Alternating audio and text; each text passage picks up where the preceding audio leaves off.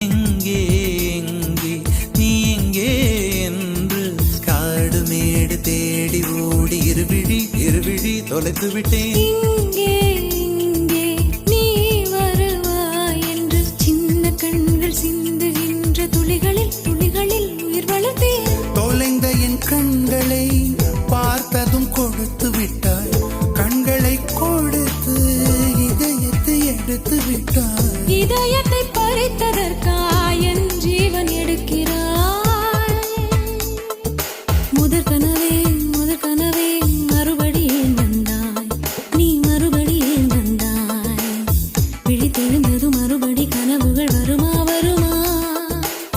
விழித்திருக்கையில் கனவினை திறத்தது நிஜமா?